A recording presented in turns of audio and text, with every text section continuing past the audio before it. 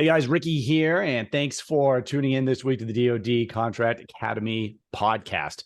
So this week we've got a different angle. I'm not interviewing anyone. This is episode 99. Episode 100 is coming up next week, and I have a really great guest, a big announcement, a really great solution that a good friend of mine and a company that I really enjoy working with and appreciate what they're bringing to the marketplace. They have something that they're going to be discussing with you. I think it's pretty exciting. So you can stay tuned. We'll hit that episode next week. This week, it's just me.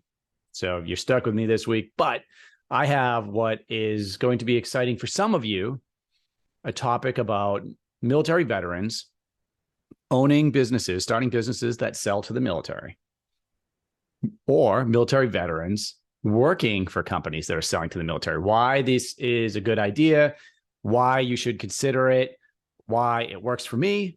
And if you're not a military veteran, if you're a business owner, or maybe you work on a team, why you should be considering bringing people with military experience on your team. Now, you may be doing that already. I can tell you some of the best account executives and business developers I know, military veterans, and some of the best small innovative research companies I know, or innovative tech solution companies I know, are also owned by veterans.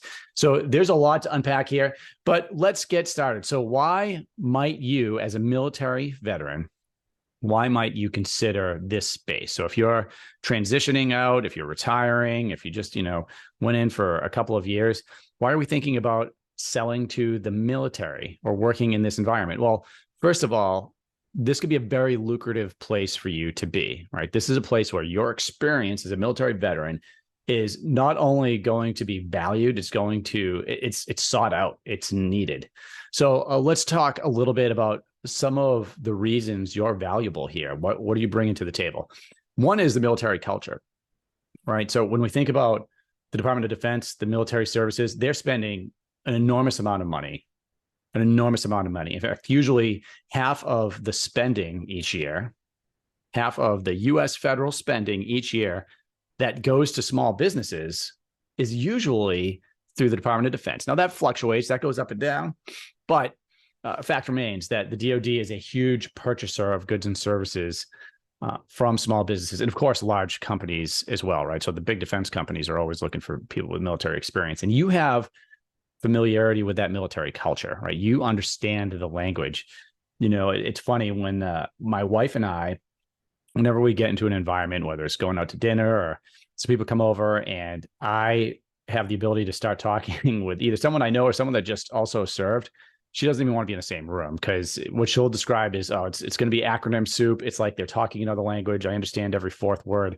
I don't even want to be there. And I get it, right? I've certainly been in situations like that in other industries, but the military in particular is bad about that. And it takes some time to understand the acronyms, the mission, just what you experience as a military person, what the person across the table from you has also experienced. What's the mission set? These are things that you understand natively because you served. And it's that in and of itself brings value to the table. Something else that you have as a military person that drives your value in this industry is your network.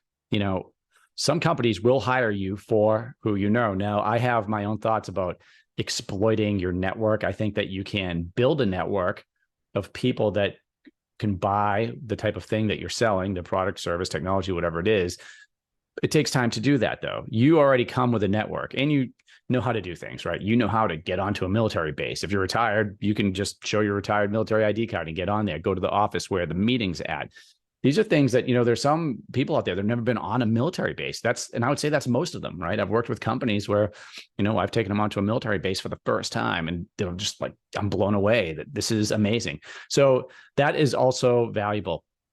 There are also many programs. If you're going to start a business, right? If you want to start a business selling to the government, there are programs out there that can support you in starting your business. When you go through TAP, which is the Transition Assistance Program, leaving the military, there are programs that they can hook you up with to help you do a business plan, help you build your business. And on top of that, when we're talking about if your business is selling to the government, and I like to focus on the military for this podcast, but there are certifications that you can get as a military veteran for your business. If you happen to be service disabled, you can get the service disabled veteran-owned small business certification. And it's roughly around 3% of contracts are going to be set aside just for companies with your certification. There's also veterans own small business certification. And I think I'd have to check this, but I think that you can self-declare that you're a veteran-owned small business. Now, I know that you have to go through a certification process for SDVOSB. Even if you do self-declare it, if you see that option in there, just so you know, when you're in, because you register your business in sam.gov, but you can look for in there, you can say you're a woman-owned small business. You can say you're a service-disabled veteran, but you need certifications for woman-owned small business. You need certifications for SDVOSB, and you can go to the Small Business Association website, SBA website, and you can find all the information there.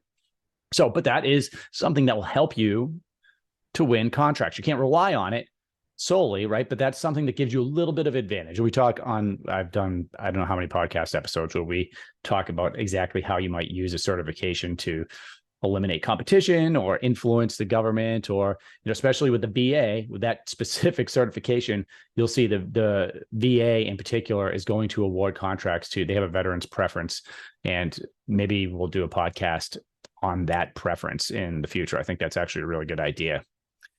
Now, you're going to have a perspective because you served in a certain part of the military. So let's say that, even though I'm talking about, let's say you're working for a company, you're looking to work as a business developer or an account executive, because those are going to be two positions for you as a veteran that are going to be high paying, typically, and they're designed to sell something, develop relationships, find opportunities with the government. Now, let's say you have no contracting experience or any of that acquisitions experience. Well, that's most of the military, right? You don't have to have that.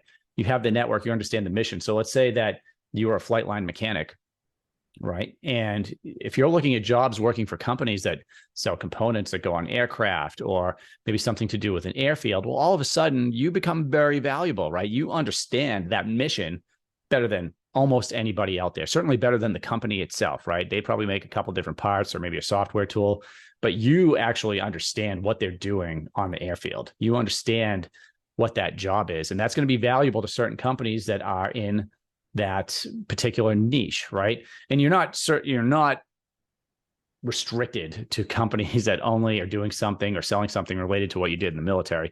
I'm just giving you an example of how you can even be more profitable for them, right? You might have been a flight line mechanic and a software company is just looking, they want to, sell to the Air Force. Well, if you were in the Air Force as a flight line mechanic, you still have all that Air Force experience and connections and everything else. So you can learn the government acquisition stuff along the way. You can listen to our podcast and learn a lot of it. So there's that. Now, you certainly have skills that you've learned in the military, and that's, there are books and entire podcasts dedicated to how do you translate your leadership skills and what you've learned in the military to the business world.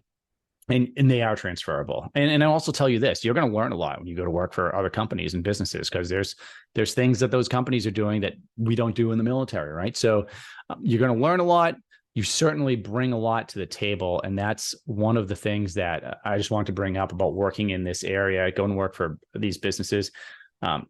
Let's stick on that thread for a second, right? When you're looking for a job as a business developer or an account executive, not only are you typically getting a salary, but also you could be getting a commission. So if you're good at your job, you think about how big some of these defense contracts are, that commission could be more than one commission check could be more than you've made in the entire lifetime of your military service. So, and that might be an extreme example, but it is absolutely a legitimate one. And it's one that I see more often than you'd think. But having a paycheck that's coming in as well as a commission check, that's pretty valuable. And, it's something I think you need to consider if you're a veteran.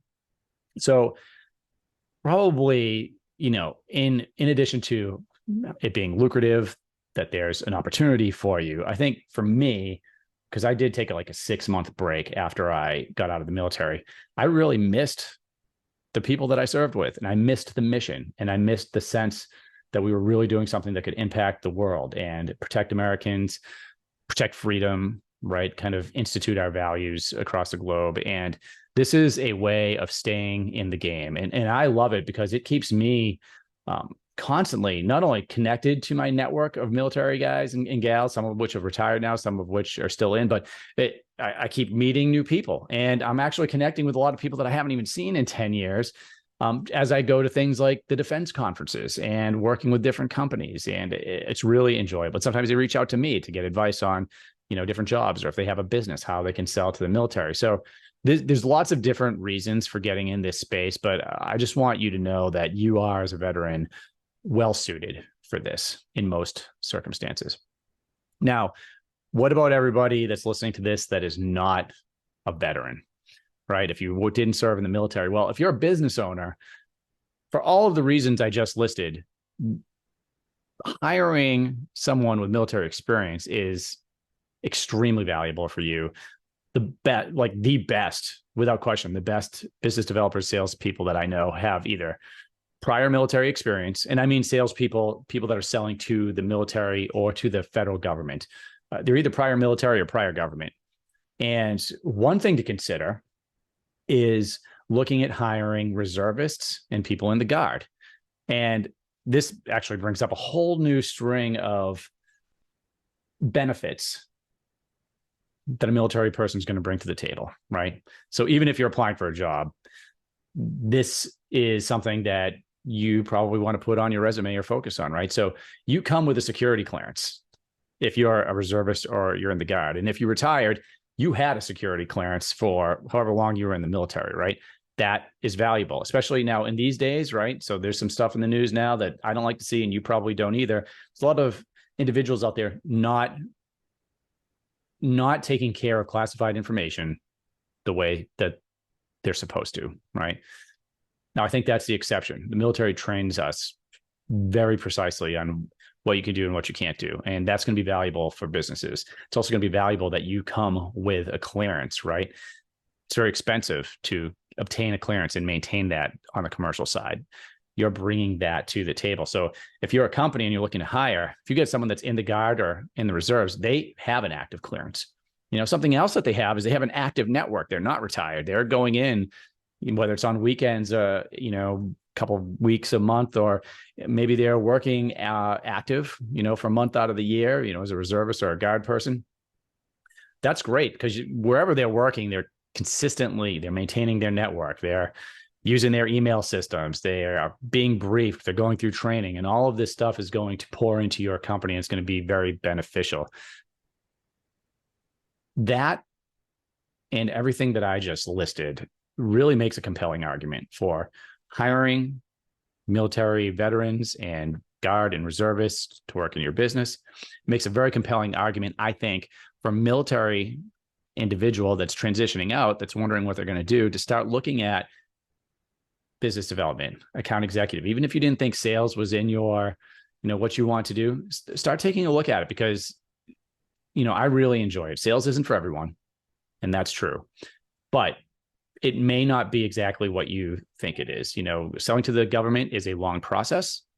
It is not something where you're going to get on the phone with someone. You're not cold calling people and closing deals on the phone. That's not how the government puts businesses on contract. This is about developing relationships and fostering those relationships and providing value. So if that sounds a little bit better to you, and knowing that there's a paycheck at the end of that's pretty substantial, then this is something for you to think about. And then finally, if you're an entrepreneur, if you're getting out of the military, maybe you're retiring like, I did, you have a retirement check. This is a great time for you to start a business, right? Because you have medical insurance, you have a retirement check coming in, you might have a disability check coming in. And so that there's going to be funds coming in to support you and your family. Now might be the time for you to start a business. And I wouldn't advise you to just focus on selling to the government. I would say you probably want a government stream and a commercial stream, because that's really going to give you the most stable business. They can both offset each other. You can't make the government give you contracts, and you can't control the economy, right? So sometimes one's hot and sometimes the other isn't. Sometimes they're both hot, but at least with a government contract, they're stable, especially if you're on something like a 2-3 year contract over time, that you can kind of count on that consistent money coming in. And it depends on what you're selling, right? But could be very valuable for you to think about that federal side of your business. And like we said, there's lots of programs out there for you as a former military, retired military person, a veteran that you can take advantage of. So hopefully this has been beneficial to you. If any of you out there want to learn more about selling to the government, or if you have a business and you want some help with any of the areas, we're talking about business development, that piece of it, contract management, if we're talking about the cybersecurity requirements, which are extensive, and that we have people on our team that just specialize in that. So just specializing in doing the certifications and the self-assessments, getting ready for CMMC, FedRAMP, getting an approval to operate, the Platform One. So the list goes on. If that doesn't mean anything to you, there's some other episodes that we've put out that go into that in depth. But if you're looking for help with any part of the federal sales pipeline of that process, head over to dodcontract.com. We have some free resources on there. You can schedule a consultation if you're interested in some of the paid resources where we work with you, or if you're just looking for a course on, hey, what is the process, like the real process? How do I really find and influence requirements? How do I really target different offices in the government and sell my product or solution? We have a course that you could sign up for that's relatively inexpensive. And if you're a veteran and you want to take that course, shoot me a note, shoot me an email, and I'll give you a discount to get in there. Hope that helps. I'm really looking forward to next week's 100th episode. Stay tuned for that, and I will see you next time.